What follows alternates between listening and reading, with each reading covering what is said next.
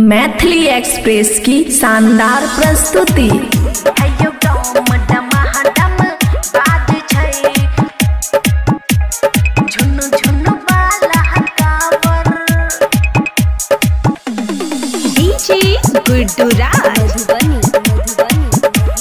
खुशी recording studio बलुआहा।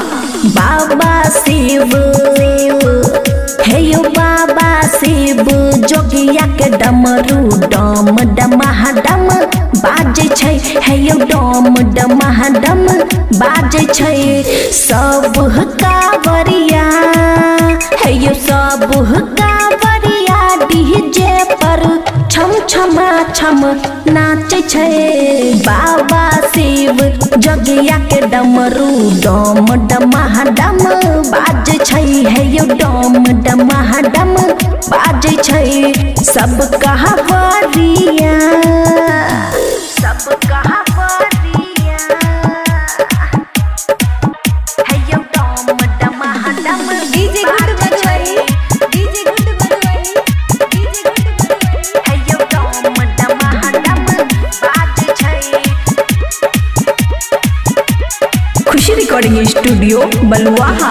जटवे में रखने छै गंगा माई के जटवे में रखने छै गंगा माई के। सब भगतन तबो चढ़ावे जल जाई के। झुनु झुनु वाला कावर झुनु झुनु वाला कावर सब कावरिया साजे छै। बाबा शिव जोगिया के डमरू डम डमहा डम बाजे छै। हे यो डम डमहा डम बाजे छै। सब कावरिया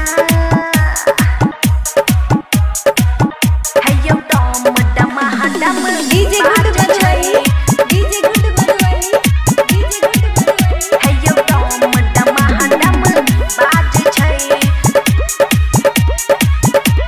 खुशी रिकॉर्डिंग स्टूडियो बलुआहा।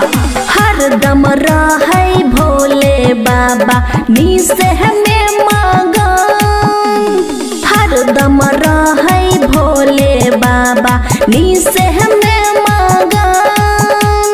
बबुआ राहुल लिखै खुशी गाबै छै भजन।